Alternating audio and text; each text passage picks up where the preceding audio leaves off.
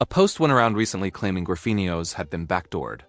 Screenshots, rumor threads, anonymous accounts, the whole pattern. Within a day, the claim had propagated through privacy forums and into several YouTube videos, some of them from channels that should have known better. I want to work through what actually happened, what did not happen, and more importantly, what a real backdoor in a project like GrapheneOS would even look like, because the answer to that question is more instructive than any specific rumor. Let me be upfront about the state of the evidence. As of the time I'm recording this, there is no verified, reproducible, documented backdoor in GrapheneOS. What there is rumor. What there is speculation. What there is some legitimate criticism of GrapheneOS as a project, which is separate from the claim of a backdoor and should not be conflated with it. I'm not going to spend this script amplifying unverified claims, because that's how misinformation moves through a field that already has a credibility problem. Instead, I'm going to do something I think is more valuable. I'm going to walk you through the threat modeling exercise of asking what a backdoor in a project like GrapheneOS would actually require, and why the architecture of the project makes certain kinds of backdoors genuinely hard to insert without detection, while leaving other kinds of supply chain risks real and worth discussing. First, some context. GrapheneOS is an open-source, privacy-hardened Android distribution, built on the Android open source project. It runs on a limited set of supported devices, primarily Google Pixel phones, chosen specifically because of their hardware-backed security features, including proper verified boot, Strongbox KeyMaster, and the Titan M2 secure element. The project is maintained by a small but dedicated team, with public commits, public build processes, and a community of developers who audit changes. That transparency is the first line of defense against a backdoor. If a malicious change were pushed into the GrapheneOS source tree, it would appear in a public commit, timestamped, signed, and visible to everyone watching the repository. Unlike a closed-source operating system, where a backdoor could be inserted in a binary blob with no external accountability, GrapheneOS's source is reviewable by anyone with the skills to read Android internals. That does not make it impossible. It makes it hard in a specific way. A backdoor hidden in plain sight requires either obscurity and complexity, some subtle bug that looks innocent but provides an exploitable vulnerability, or a dependency that's compromised upstream, or a build system compromise that produces binaries different from the public source. Each of those routes is a real threat vector, and each has happened to other projects in the past. Let me walk through them one by one, applied to GrapheneOS. The first route, a subtle malicious change in source code. This would have to pass review by the GrapheneOS maintainers, survive public scrutiny after commit, and survive audit by third parties who take interest in the project. Someone would have to either compromise a maintainer's account, social engineer a pull request through, or find a genuinely subtle way to weaken a security property without anyone noticing.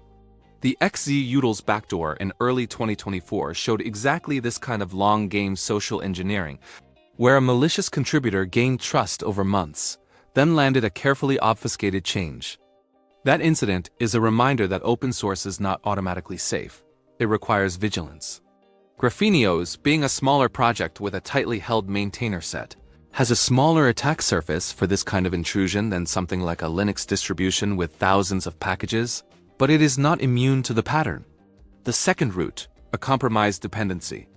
GrapheneOS builds on top of the Android open source project, which in turn pulls in countless upstream components, the Linux kernel, libraries, firmware blobs, chipset-specific drivers.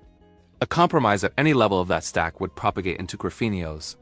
The most concerning category is the firmware blobs that GrapheneOS necessarily includes for things like cellular baseband, GPU, and certain peripherals. These blobs are closed source. They come from hardware vendors. GrapheneOS cannot audit them. Nobody outside the respective vendors can audit them. A backdoor in a baseband firmware, for example, would be invisible to the GrapheneOS build process and to any post-build audit because the blob is a black box. This is a genuine and under-discussed risk, and it's the one the GrapheneOS team has been most transparent about as a known limitation. The third route, a compromised build infrastructure. If the machines that produce the official GrapheneOS binaries were compromised, an attacker could insert a difference between the public source code and the binary that users download. This is the reproducible builds problem, and it's why reproducible builds are a major topic in secure software engineering.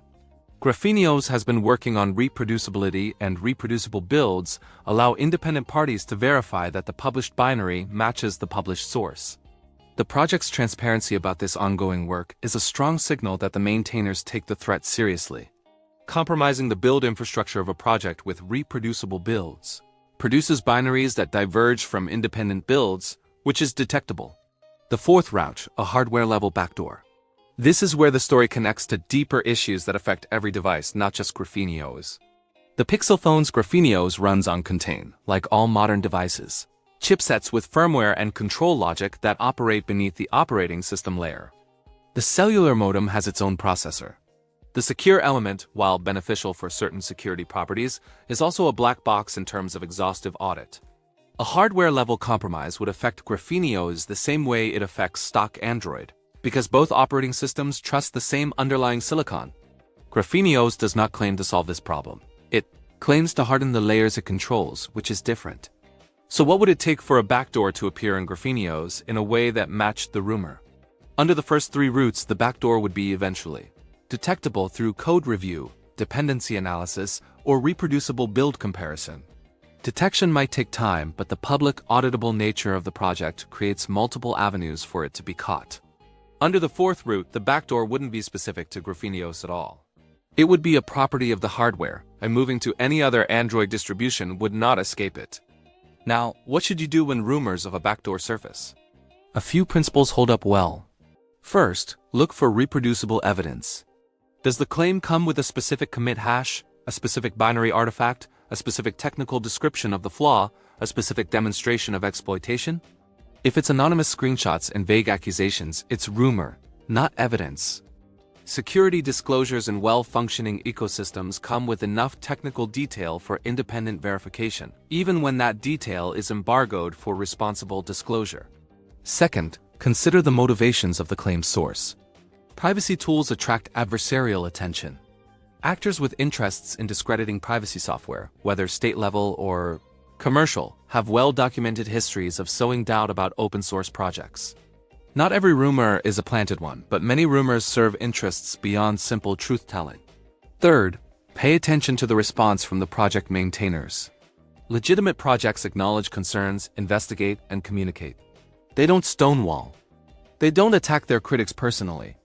They engage with the technical substance. If a rumor is real, the maintainers will ultimately have to respond with evidence, because the community demands it. If a rumor is fabricated, the maintainer's calm, technically grounded rebuttal usually stands up over time. Fourth, consider your own threat model. If you're using GrapheneOS, because it provides strong isolation against common malware, strict permission controls, and a hardened browser, those properties don't hinge on any specific rumor. They're architectural. Even if a rumor about a specific issue turned out to be true and the issue was patched, the overall security posture of the project would remain strong relative to the alternatives. Let me address one specific critique that is not about a backdoor but is about the project, because conflating the two is common. GrapheneOS has had public disagreements, some of them heated, with other privacy projects and with individual critics. The tone of those disagreements has made some observers uncomfortable and has led to claims that the project is run in a way that discourages legitimate criticism. Whether you agree with those critiques or not, they are social and governance critiques, not technical ones. They do not constitute evidence of a backdoor. A project can have social problems and still produce technically excellent software. The broader question worth sitting with is this: what does it mean to trust an operating system at all? Every operating system, whether GrapheneOS, iOS, stock Android, or a hardened Linux distribution, requires you to place trust in a set of humans, processes, and hardware vendors.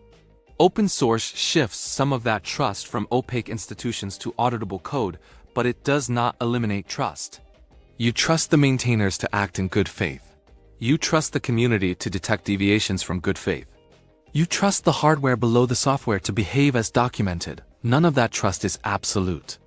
All of it is conditional on continuing evidence. The healthiest posture toward any privacy tool, including GrapheneOS, is realistic confidence paired with ongoing skepticism.